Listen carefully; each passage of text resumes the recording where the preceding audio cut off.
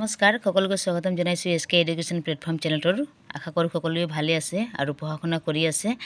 গতিকে আজি আমি এটা ইম্পৰ্টেন্স নতুন এটা ভিডিও লৈ আহিছো যাতে আশা কৰোঁ ভিডিওটো আপোনালোকৰ ভাল লাগে আৰু মোৰ চেনেলত নতুন হোৱা কেজনে সাবস্ক্ৰাইব কৰিব আৰু নিজৰ বন্ধু বান্ধৱীৰ সৈতে শ্বেয়াৰ কৰিব যাতে তেওঁলোকৰো পৰীক্ষাৰ কাৰণে সহায়ক হ'ব বুলি আৰু আশা কৰোঁ ভিডিওটো আপোনালোকে শেষৰলৈকে চাই মানে নিজৰ মৰম স্নেহখিনি মোক দিব বুলি আজি ভিডিওটো হৈছে মোস্ট ইম্পৰ্টেন্ট ছন্দ প্ৰত্যেকবাৰ আহি মেট্ৰিক পৰীক্ষাত আহি আৰু বহুত ইম্পৰ্টেন্ট হয়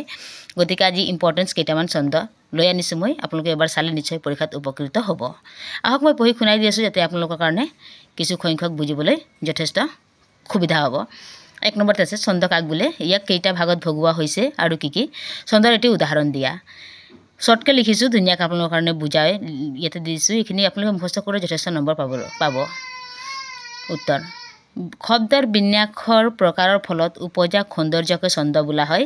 অৰ্থাৎ কথন ভংগীৰ লয় আৰু তাৰ মাজৰ হৰ্ষ দীৰ্ঘ বিৰাম বা জ্যোতিয়ে যি শ্ৰুতি মধুৰ ধ্বনি তৰংগ সৃষ্টি কৰে তাকেই ছন্দ বোলে ছন্দক প্ৰধানকৈ দুটা ভাগত ভগোৱা হৈছে এক নম্বৰ হৈছে মিত্ৰাক্ষৰ ছন্দ আৰু অমিত্ৰাক্ষৰ ছন্দ উদাহৰণ হৈছে মইতো নহওঁ ৰজনীগন্ধা ৰাতিতে মৰহি যোৱা মই যে পদুম ফুলে নিতেও দেখিবা পোৱা দুই নম্বৰ ছন্দৰ এটি সংজ্ঞা দিয়া আপোনালোকে এনেকৈ ধৰণে লিখিব যাতে আপোনালোকে সম্পূৰ্ণ নম্বৰখিনি লাভ কৰিব পাৰিব যথেষ্ট নম্বৰ আহে ইয়াতে ছন্দৰ এটি সংজ্ঞা হ'ল মানুহৰ অন্তৰত উদয় হোৱা ভাৱ অনুভূতি আদিক লয়যুক্ত শব্দ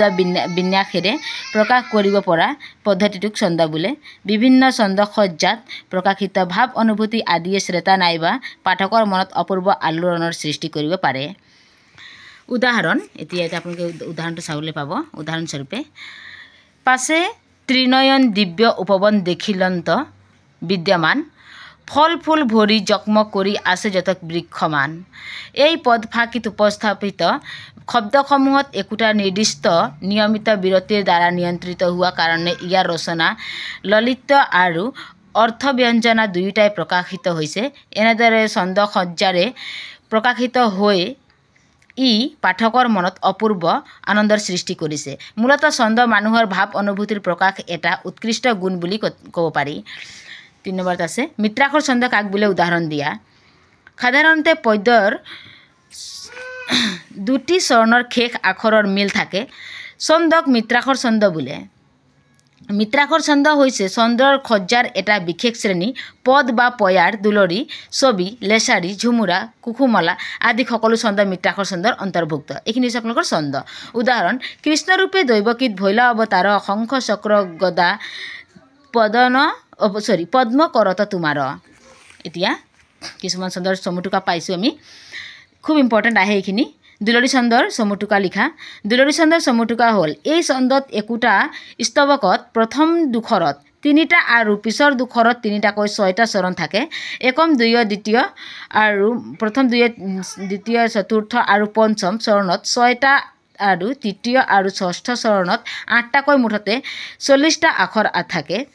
তৃতীয় আৰু ষষ্ঠ চৰণৰ শেষ আখৰৰ মিল থাকে আৰু দুই চৰণৰ শেষত জ্যোতি পৰে ইয়াৰ ছন্দ সংজ্যোতি এনে ধৰণৰ 6+6+8 উদাহৰণ খুৱনিয়ামৰ ভৰা গাঁওখনি অতি খুৱনি গছেৰে ভৰা ডাল ভৰি ভৰি ফুল ফল লাগে কতপাৰ তলখৰা আছে জ্যোতিষ চন্দ্ৰৰ চমুটুকা লিখা জ্যোতিষ চন্দ্ৰৰ চমুটুকা আপোনালোকে এনেধৰণে লিখিব সম্পূৰ্ণ নম্বৰ পাবলৈ পঢ়াৰ সময়তে য'ত নিশ্বাস ৰৈ যায় তাক জ্যোতি বোলে আৰু যেনে প্ৰথমে প্ৰণামো ব্ৰহ্ম ৰূপী সনাতন সৰ্ব অৱতাৰৰ বা ৰণ নাৰায়ণ জ্যোতিষ চন্দ্ৰৰ চমুটুকা লিখা আৰু ইয়াতে পাব জ্যোতি পদ্য বা কবিতাৰ শাৰীৰ একেটা ভাগত চৰণ বোলা হয় যেনে নিচিনো তোমাক ক'ত আছা প্ৰভু আমি অতি সৰু ল'ৰা ইয়াত নিচিনো তোমাক ক'ত আছা প্ৰভু এই সকলোবোৰ একোটা চৰণ ছন্দ এইটো হৈছে চমুটুকা খুৱনি ছন্দ শুনিবলৈ খুৱলা হোৱাকৈ সমান সংখ্যক আখৰেৰে লিখা লয়যুক্ত বাক্যই হ'ল ছন্দ উদাহৰণ মইতো নহওঁ ৰজনীগন্ধা ৰাতিতে মৰহি যোৱা মই যে পদুম ফুলো নিতেও দেখিবা পোৱা এইটো হৈছে শেষৰটো আপোনালোকে বহুত ইম্পৰ্টেণ্ট বহুত ধুনীয়াকৈ চাই ল'ব মিত্ৰাক্ষৰ আৰু অমিত্ৰাক্ষৰ ছন্দৰ মাজত সূত্ৰ লিখা উদাহৰণ দি মিত্ৰাক্ষৰ ছন্দ যিবিলাক ছন্দযুক্ত বাক্য প্ৰথম শাৰীৰ শেষ আখৰৰ লগত দ্বিতীয় শাৰীৰ শেষ আখৰৰ মিল থাকে অৰ্থাৎ যিবোৰ ছন্দযুক্ত বাক্যৰ শেষ আখৰৰ মিল থাকে তাকে মিত্ৰাক্ষৰ ছন্দ বোলে যেনে ৰঙা মুখে ৰঙা বেলি মাগিয়ে বিদায় দেখা দিয়ে নিমিষতে সন্ধিয়া লুকায় এইটো যে প্ৰতিমাৰ পৰা লৈছে প্ৰতিমা খনিকৰ আৰু অমিত্ৰাক্ষৰ ছন্দ যিবোৰ ছন্দযুক্ত বাক্যৰ শেষ আখৰৰ মিল নাথাকে তাক অমিত্ৰাক্ষৰ ছন্দ বোলে যেনে লক্ষণ সীতা সহ পিতৃ সত্য পালি তপস্বীৰ আহাৰ যেবে শিলা বনবাসে সীতাহৰণ কাব্য আৰু যে আছে পায়াৰৰ সূত্ৰ লিখি উদাহৰণ দিয়া পায়াৰ ছন্দত দুটাকৈ শাৰী বা চৰণ থাকে প্ৰতি শাৰীত 14টাকৈ মুঠতে 28টা আখৰ থাকে প্ৰতি শাৰীৰে প্ৰথম দুখৰত 8টা আৰু শেষৰ দুখৰত 6টাকৈ আখৰ থাকে আৰু প্ৰতি পৰ্বৰ শেষত জ্যোতি পৰে উদাহৰণ জিলিকা পাখিৰে হাঁহে ৰবিৰ কিৰণ জিলিকা পখিলা নাচি ফুৰে আগনন আশা কৰোঁ আপোনালোকৰ ভিডিঅ'টো আপোনালোকে যথেষ্ট আপোনালোকৰ কাৰণে সুবিধা হ'ব বুলি আৰু ভিডিঅ'টো চাই যদি ভাল পাইছে আপোনালোকে ধুনীয়াকৈ আপোনালোকে লাইক কৰিব ভিডিঅ'টো আৰু যদি কিবা তেনেকুৱা ধৰণৰ ইম্পৰ্টেন্স টপিক লাগে তেনেহ'লে মোক কমেণ্ট বক্সত জনাব নিশ্চয় মই আপোনালোকৰ কাৰণে আনিবলৈ যত্ন কৰিম আৰু এই ভিডিঅ'টো হৈছে আজিৰ কাৰণে বহুত মষ্ট ইম্পৰ্টেণ্ট বুলি ভাবিছোঁ মই আৰু আপোনালোকে ভিডিঅ'টো স্কিপ নকৰাকৈ এনেদৰে ধুনীয়াকৈ লিখি মুখস্থ কৰিলেও বা ভিডিঅ'টো ছেভ কৰি মুখস্থ কৰিলেও আপোনালোকে যথেষ্টখিনি নম্বৰ ইয়াৰ পৰা লাভ কৰিব পাৰিব বুলি আশা থাকিল গতিকে আকৌ লগ পাম সকলোকে নেক্সট ভিডিঅ'ত তেতিয়ালৈকে সকলোৱে ধুনীয়াকৈ পঢ়া শুনা কৰক আৰু ভালে থাকক ভিডিঅ'টো শেষলৈকে চোৱাৰ বাবে অশেষ ধন্যবাদ